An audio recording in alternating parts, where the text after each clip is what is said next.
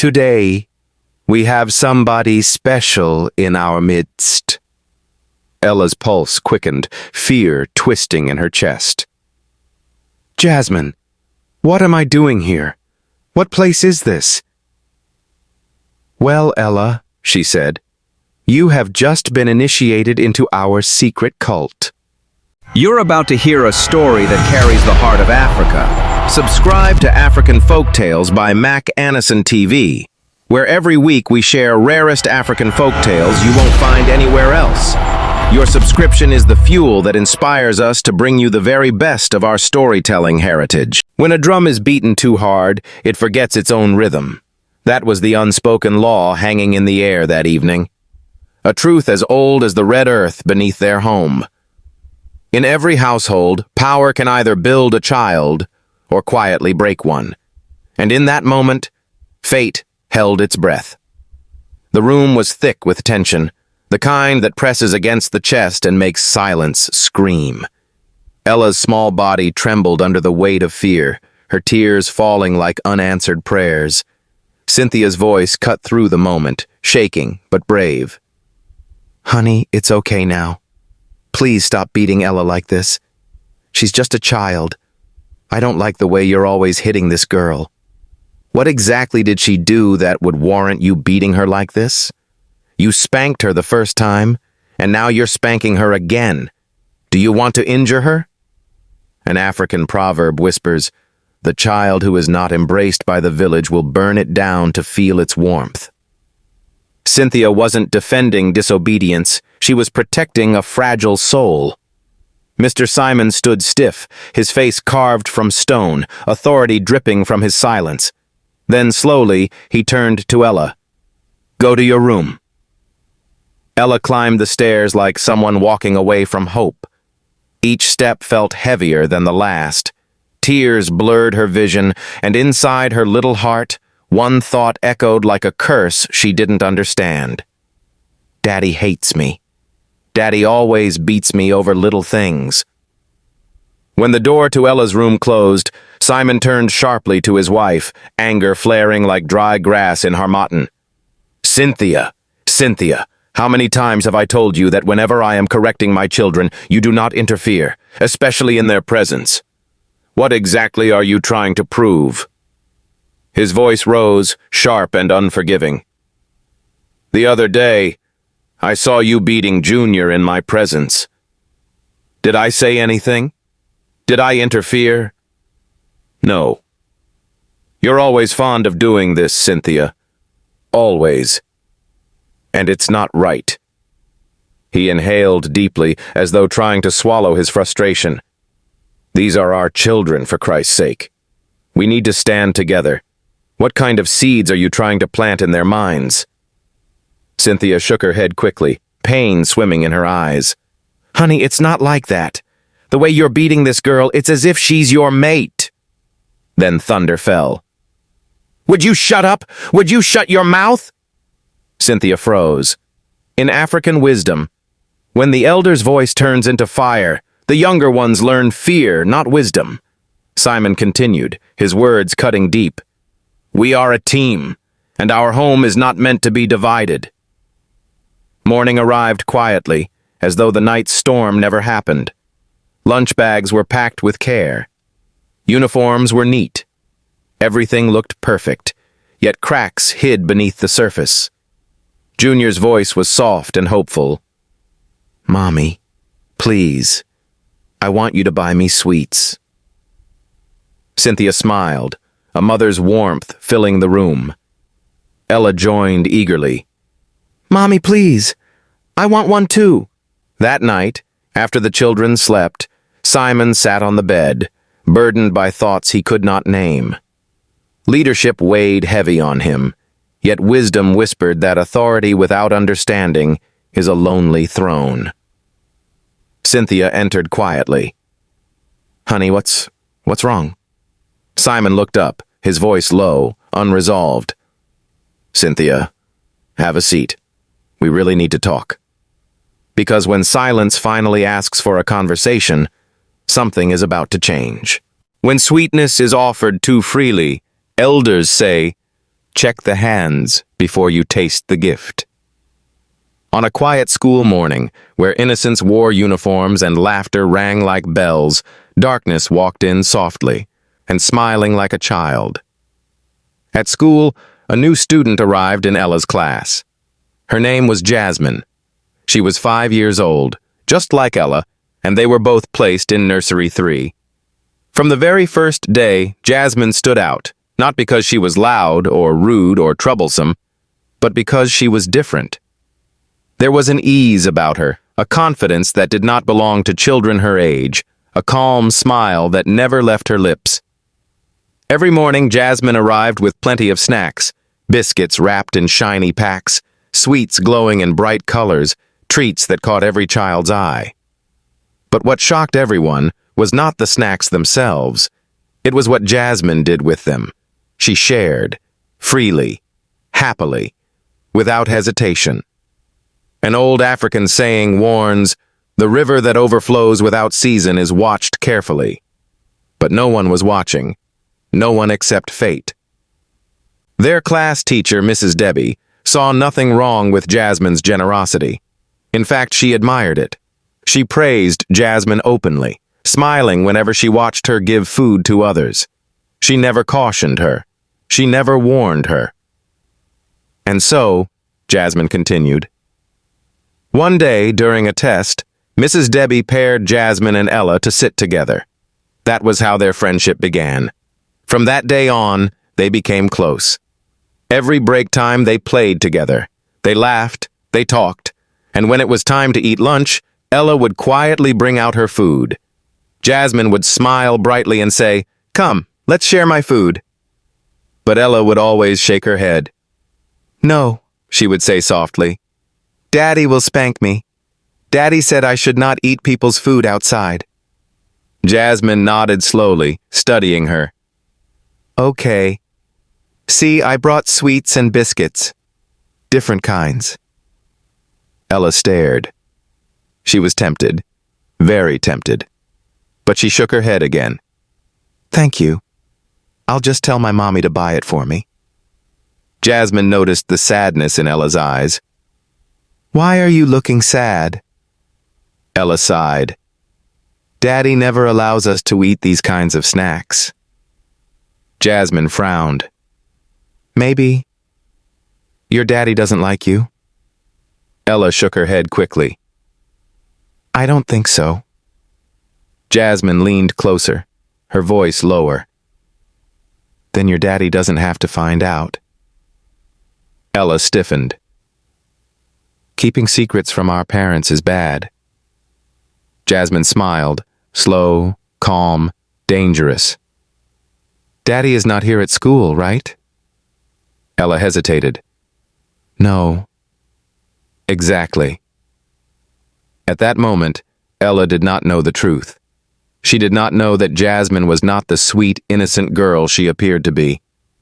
Jasmine was a witch, a member of a hidden coven, a ruler of a secret organization that initiated children through trust, secrets, and sweets.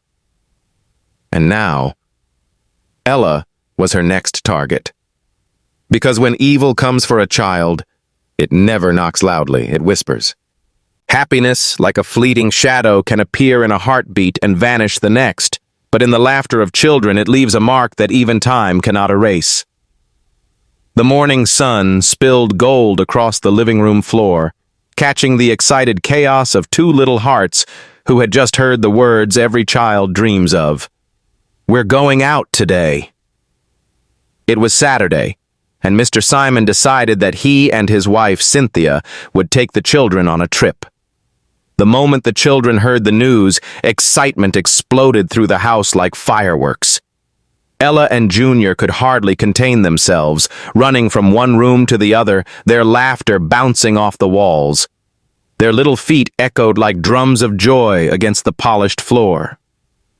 The family's car pulled into the park, the air alive with the smell of fresh grass and the distant sound of children's laughter. Trees swayed gently as if applauding their arrival. Ella and Junior ran freely, their tiny arms flailing in delight as they chased each other across the wide open field. Mr. Simon and Cynthia watched, smiling quietly, basking in the warmth of a perfect moment. Daddy even allowed them to eat ice cream. And to the children's delight, he bought them sweets and biscuits too. Laughter mingled with the soft hum of the park, wrapping the day in golden joy. For that brief afternoon, the world seemed safe, simple, and magical. Later that evening, the family returned home. Dinner was served, and the scent of stew filled the air, mingling with the soft light from the chandelier. Ella looked up at her father, her little face glowing with happiness. "Daddy, thank you so much for taking us out today." Junior chimed in quickly, his cheeks flushed from excitement. "Yes, Daddy. Thank you very much." Simon's stern features softened as he smiled warmly at them. "You're welcome," he said gently. "Going on trips is nice. Eating ice cream, snacks, and sweets is good once in a while. But what is not good is taking them all the time. I don't want you to spoil your teeth. I don't want you eating junk food too often so you don't become unhealthy." He leaned forward slightly, his eyes locking onto theirs, full of love wrapped in quiet authority. "Don't you like being healthy?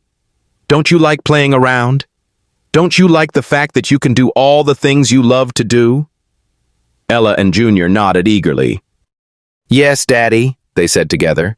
"We like doing everything we love to do." But as Ella's mind wandered, her thoughts drifted back to her secret friend, Jasmine. A flutter of fear gripped her chest. Her heart began to beat faster. She wanted to tell her father everything, but the fear of anger stopped her. What if Daddy thought she had already eaten Jasmine's sweets? What if he punished her before she even had a chance to explain? Instead, she made a quiet, careful decision. She would tell Mommy first. If Mommy doesn't get angry, then maybe I can tell Daddy. Or Mommy can tell Daddy for me. The next day, Sunday, the house was quiet. The children stayed at home. The sunlight streamed softly through the windows, dust motes dancing in the golden beams like tiny, drifting stars. Ella hesitated, then spoke softly. "Mommy, I want to tell you something." Cynthia looked at her with a gentle smile. "Okay, my dear, tell me, what is it?" Ella paused, gathering courage. "Mommy, I have a new friend at school." Cynthia's eyes widened slightly, warmth spreading across her face. "Really? What's her name? Can you tell me a little about her?" "Her name is Jasmine. She's a new student. She's been in my class for some weeks now," Ella said eagerly. "And we're very close. We even sit together in class. Mommy, do you know what Jasmine told me?" Cynthia shook her head. "No. What did she tell you?" Ella's eyes sparkled with excitement.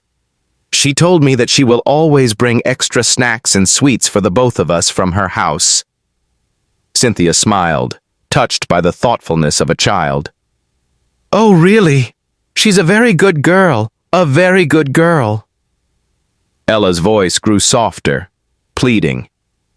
"Mommy, can you buy me the kind of sweets and snacks that Jasmine always brings? I really like them." Cynthia paused thoughtfully, weighing the moment. Then she nodded gently. "Don't worry, I'll buy them for you. But you're not going to tell Daddy that I bought them, so he won't get angry." Ella nodded quickly, relief washing over her. "Yes, Mommy, I won't tell Daddy." "Go to bed now," Cynthia said gently. "Tomorrow I'll add sweets and biscuits to your lunch bag, okay?" Ella's excitement was palpable. She bounced lightly on her heels, unable to contain her joy. Just then Junior piped up. "Mommy, what about me?" Cynthia's smile widened. "Of course. I'll give you yours too." She never scolded Ella. She never cautioned her against taking anything from Jasmine. In her heart, she hoped her children would learn to share and care for others, just as Jasmine did. That night, Cynthia made a quiet decision. She would secretly buy sweets and snacks for the children, and her husband would never find out. For sometimes, love is not just discipline. It is the quiet rebellion that keeps innocence alive. The smallest choice can open the door to worlds unseen, and in a child's hand, even a simple sweet can unlock a destiny no parent could ever imagine. The sun dipped low, spilling molten gold through the classroom windows. Shadows stretched across the floor, dancing with the rhythm of unseen secrets, as if whispering, "He who ignores the small spark invites the fire." It was lunch break, and Ella sat at her little desk, a flutter of excitement bubbling inside her chest. Her eyes sparkled like the morning dew on river grass. Jasmine, ever observant, noticed the unusual brightness and padded softly to Ella's side. "Hi, Ella. How are you doing?" she asked, her voice smooth yet curious. "I'm fine," Ella replied, smiling brightly, her small hands fidgeting with her lunch bag. Jasmine tilted her head, eyes narrowing with interest. "You look so excited today. What's happening?" Ella leaned closer, whispering as though the walls might overhear. "I'm excited because Mommy bought me sweets and snacks." Jasmine's eyes widened. "Huh? Are you serious?" "Yes," Ella nodded, the pride in her voice unmistakable. "Your mommy is very good," Jasmine said, a slow smile curling on her lips. "Yes, she is," Ella replied, her chest puffed with happiness. "She didn't even shout at me, and she said she won't tell Daddy, so Daddy won't shout at me too." Jasmine's smile deepened. "Wow, that's great. Can I see the sweets and biscuits your mommy bought for you?" Ella carefully opened her lunch bag, revealing the colorful treats inside. The smell of sugar and chocolate seemed almost magical in the sunlit classroom. Jasmine clapped softly. "Okay, let's share. I'll give you some of mine, and you'll give me some of yours." "Okay," Ella said eagerly. And so the exchange began, sweets and biscuits passing back and forth, laughter mingling with the soft hum of the classroom. But what Ella did not know was that she had just taken something that would change her life forever. By the time the school day ended, the bus carried them home. Evening fell like a velvet curtain, shadows stretching across the living room as Simon sat quietly, uneasy. Something felt wrong, an invisible weight pressing on his chest. A sense of danger he could not name lingered, like a storm on the horizon. After dinner, the children went to bed. Simon and Cynthia did the same, the house settling into silence. Yet in the dead of night, the air shifted. A chill brushed against Ella's face. Her eyes fluttered open to see Jasmine standing beside her bed, her tiny figure draped in a red coat that shimmered faintly in the moonlight. "Ella. Ella." The voice was not human. It carried a resonance that seemed to echo from another world entirely. Ella's small hand trembled as she stretched out to touch Jasmine. The moment her fingers met the cold, enchanted hand, they vanished. Simon awoke with a sharp gasp, heart hammering against his ribs. "Was that just a dream?" he whispered, voice cracking.